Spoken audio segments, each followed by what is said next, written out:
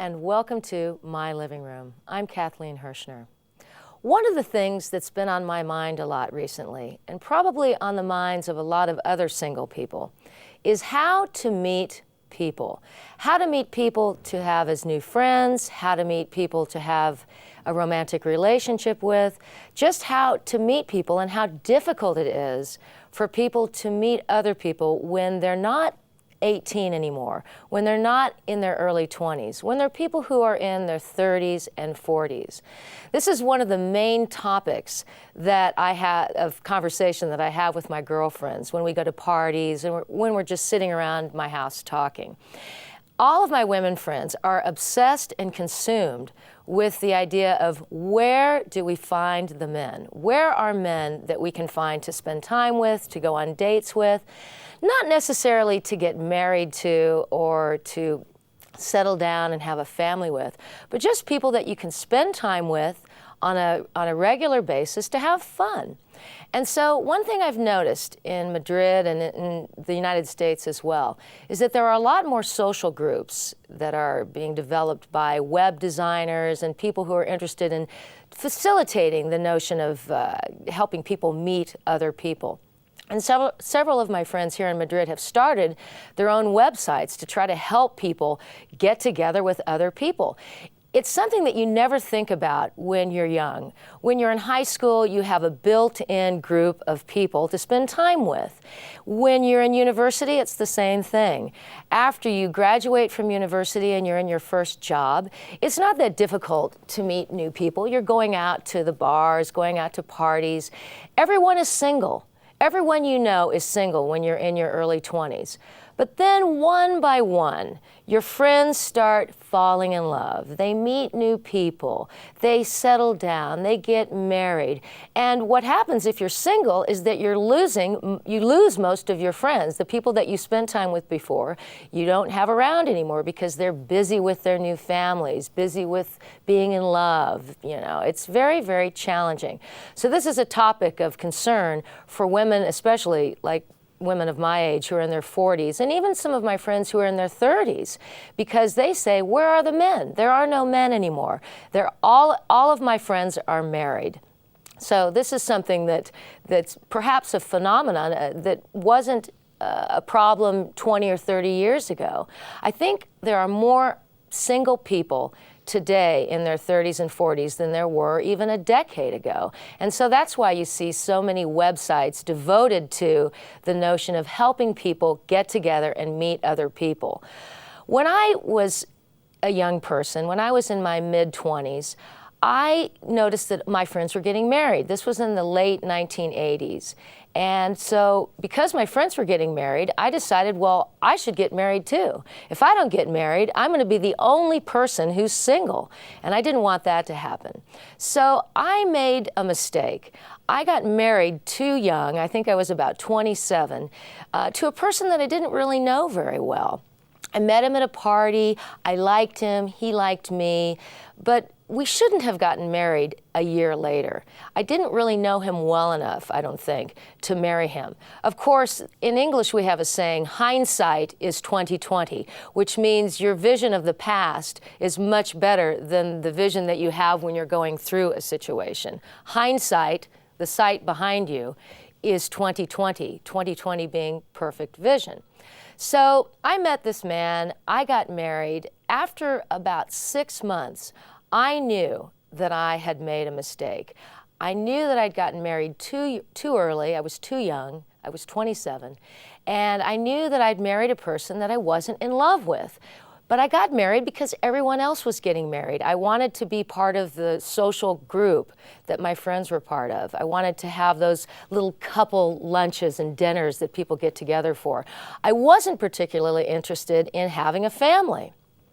So after 6 months of this marriage, my husband started asking me questions like, well, when do you think we're going to have children? And I thought, never. We probably should have talked about this before. Well, the marriage didn't last very long, which I think was good for him, and it certainly was good for me, because when I was about 34, I was single again. And it was a completely different experience than when I had been single when I was 24. 10 years time makes a lot of difference. So I was 34 years old and single again. But the good thing was that there were many people at that time who were still single. There were many people who hadn't gotten married, and there were also many people in my circle of friends who had gotten married early and then, like me, become divorced when they're still fairly young. So what did I do? Well, I didn't date a lot of people. I met another man who I spent 8 years with. I spent more time with the second boyfriend that I had than I had spent with my husband. But the good news about that was that the relationship was a very healthy one, it was a very satisfying one, and I'm still really, really close, really good friends with this man who lives in San Francisco. So I consider myself pretty lucky, pretty fortunate to have had the benefit of getting married, getting divorced, meeting another man, having a good long-term relationship, one that sustained itself and one in which I still have regular contact with that person. But when I moved to Spain, I once again was single. Only now, instead of being 24 or 34, I was 44, actually a little bit younger than 44, but I was in my early 40s. And I noticed a dramatic difference between the time I was single when I was 34 than the time when I was 42, 43. Now, at least it occurred to me in Spain, most of the people were married. Most of the people that I met, in terms of men, who I was interested in getting to know better, were already married, and they had been married for 15 or 20 years. So they were not available, so to speak. This was a problem for me, but I do feel that there is a light at the end of the tunnel. I've been happier in my 40s in terms of my relationships with men than I was in my 30s or even in my 20s. Many of my girlfriends don't feel this way. Most of my girlfriends are younger than I am, and so it's been I've been in a position of trying to give them advice because they keep asking me these questions like, well, what did you do when you were my age? What should I do? What can I do to meet other people? Well, there are many options. You can sign up for internet dating. I even tried that. I tried the Match.com experience, which was entertaining, but not very satisfying, and I didn't get much out of it. You can meet people through friends. That's another way. Most of the men that I've met in my life, I've met through mutual friends. You can join social groups. You can join groups where you have shared interests. For instance, if you like to go skydiving, or if you like to go scuba diving, maybe you like to travel, maybe you like to go hiking. There are groups for each type of this activity, for all of these types of activities. And you can meet people with like interests. Which brings me to another point. Do you think it's necessary in a relationship to find somebody that you have common interests with? I have many friends that think this is absolutely mandatory, that in order to be happy, you have to find people who like to do what you do. Is this necessary? Personally, I don't think so. I have never been with a person who had shared interests with me other than the interest of being out in nature, going on hikes. But most people like to do that, so that's not really that specific. Most of the people that I enjoy spending time with are much different than I am. I don't think I would be interested in a man that was like me, talkative, outgoing, interested in horses and dogs. I've never tried to find a person like that. I always end up finding people who have interests that are in much different areas than myself. So I don't recommend the notion of trying to find somebody you have a shared interest with. I really don't think that that's the most important thing. I think what's important is that you find somebody, first of all, who's available, who's single, someone who's not married, who's not tied up with another person, or one who has a lot of complications in their life, because those complications are going to become your complications. Believe me, I think that's guaranteed. So perhaps the idea is just to find somebody that you have some sort of personal chemistry with, that you have a connection with, a person that makes you feel good when you're with them. I like to be around people who make me feel like I can be a better person when I'm spending time with them. Somebody who when I'm around them, I find that I'm more generous, or that I'm a better listener, or that I'm more patient, I'm kinder. That brings out a part of my personality that I think is a good part. Not a person who makes me feel angry or aggressive, or perhaps makes me feel jealous. That's never a good thing.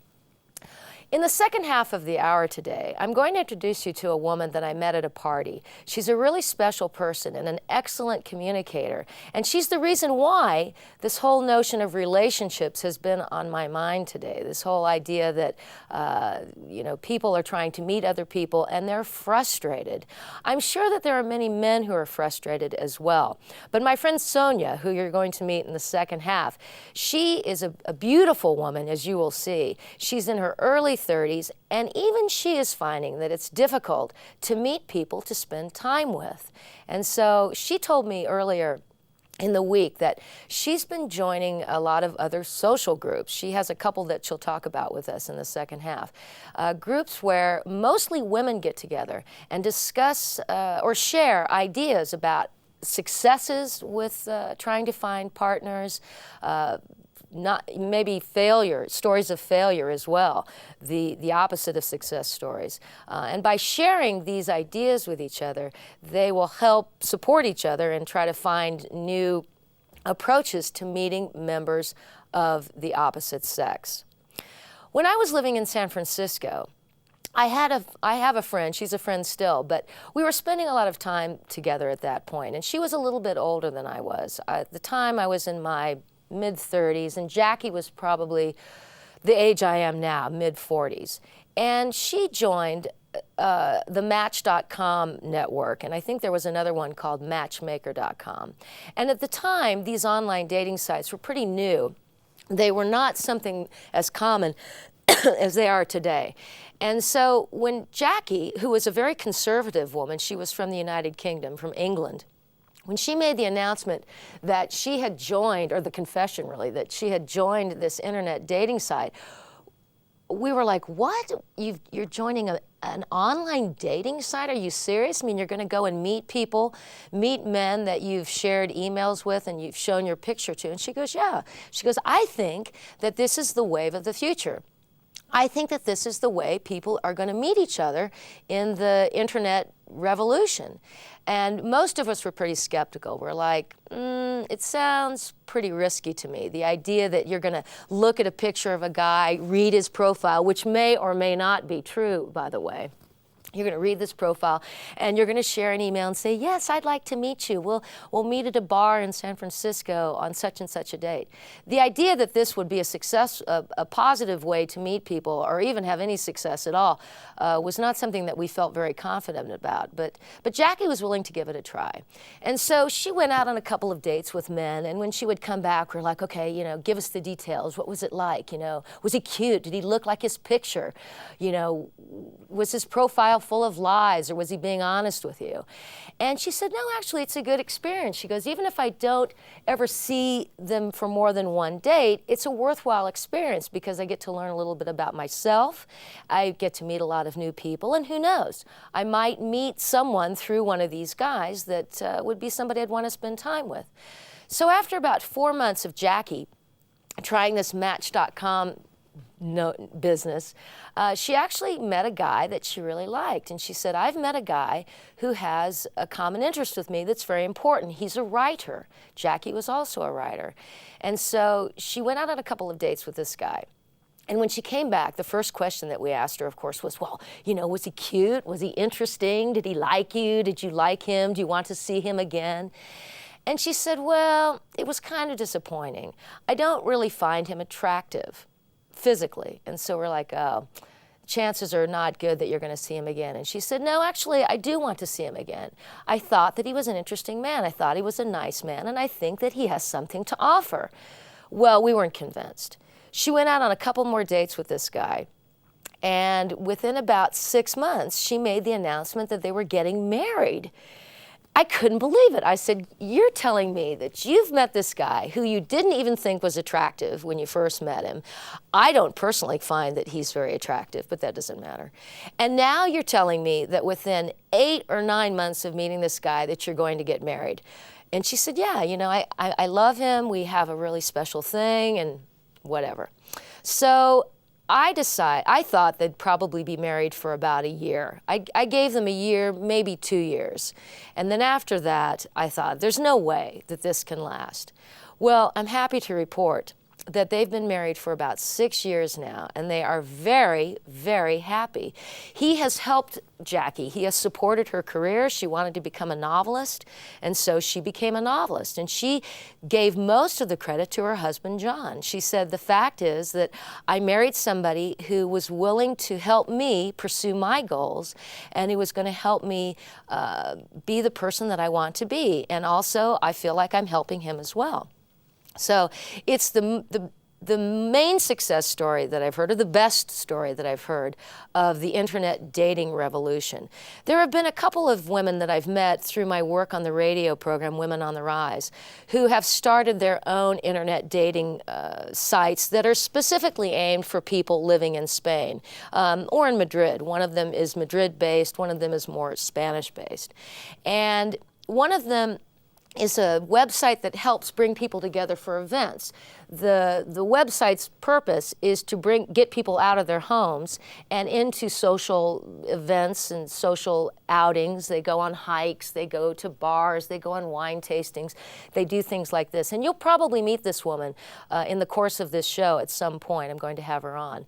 The other one is an American woman who took a concept from the East Coast of the United States, which was sort of a cafe dating society where you would go to a certain cafe on Thursday nights and you would look through an album with eligible men and women's pictures in there, and they would all come to this cafe bar on Thursday nights, I think, and they would meet each other and they would do this sort of speed dating, which you've probably heard about, where you meet people, you know, you spend a minute or 2 minutes getting to know them, and then a bell rings and you move to the next person. It's a concept that I think is a bit strange, but some people like it, so, you know, to each his own.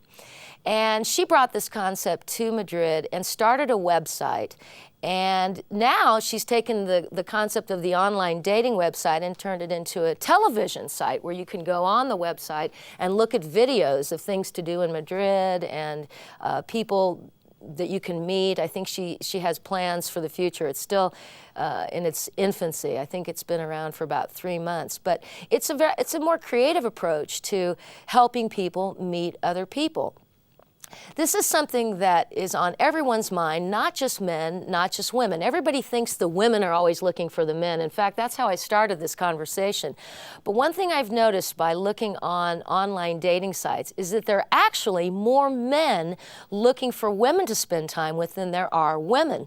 I think there are probably twice as many photographs and profiles of men as there are of women. This was really surprising to me. I thought, you mean there are all these guys out there that want to meet women of my age?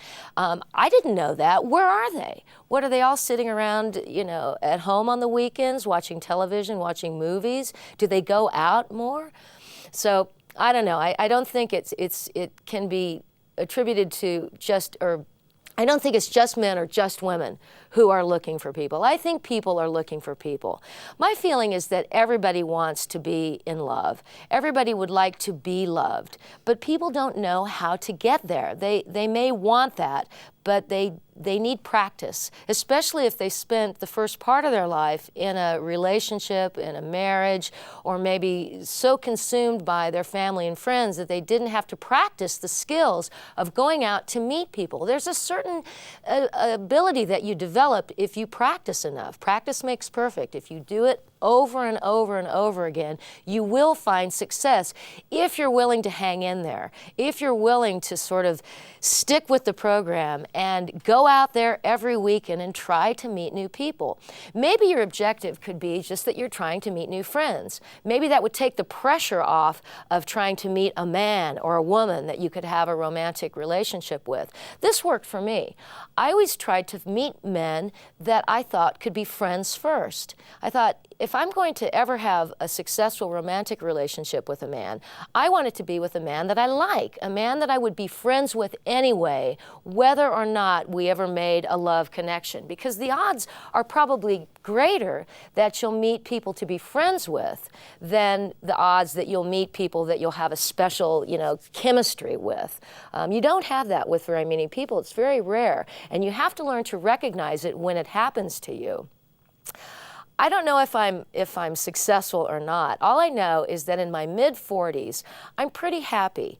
I have a pretty good social life. I have just enough social life to keep me entertained, and I've met some really interesting men and women along the way. I've been very fortunate in my work for Vaughan Systems, for Vaughan Radio, because I have a wonderful built-in opportunity to meet people.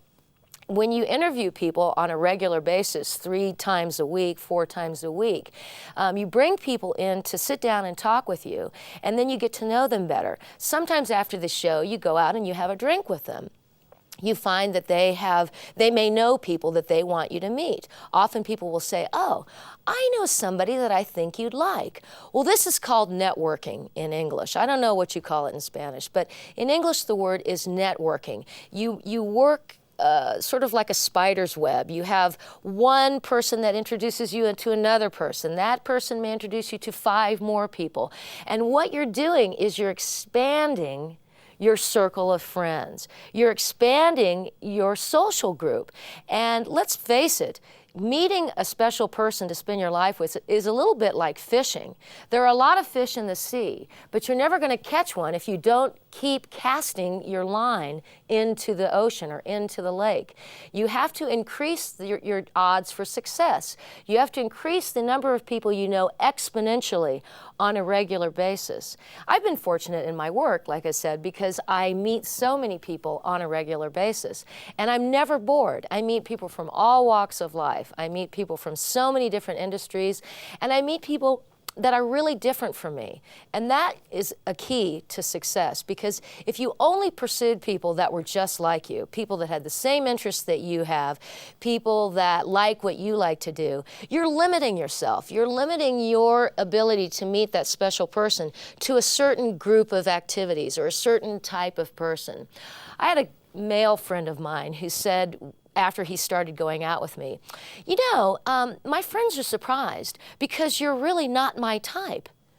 And I said, oh, you have a type? What do you mean I'm not your type? What is a type? What, you only go out with women who look a certain way, or women who have a certain group of interests, women who are like this or like that? I thought that was a very strange thing to say.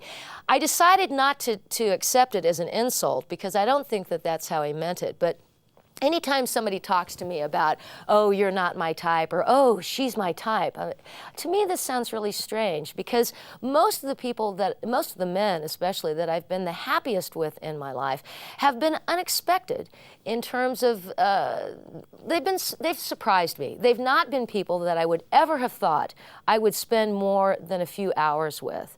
And I ended up marrying one. I ended up living with another one for 8 years, and I've ended up with a couple of other men who are surprises. They're not the kind of men that I thought I would spend time with, but I'm really happy with them. I find that when I'm around them, I feel better as a person. I like who I am more when I spend time with them, and also I learn a lot more from them. If I spent my time pursuing people who have similar interests, my interests are riding horses, backpacking, spending time outdoors, bike riding, then I would only talk about those subjects with people. Maybe I need to learn more about other things. Maybe I want to learn more about literature, or maybe I might actually want to learn Spanish. Maybe there are more subjects that I need to know more about, and I can learn by meeting people who have these subjects as areas of expertise. So, what's the point of all of this?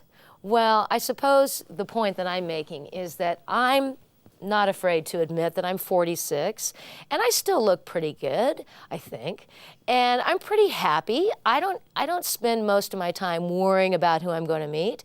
And I think you'll find that the guest who I'm going to introduce you to in the second half hour has somewhat the same philosophy that I do. So stay tuned when I introduce you to Sonia Alegre in the second half of My Living Room. We'll be right back.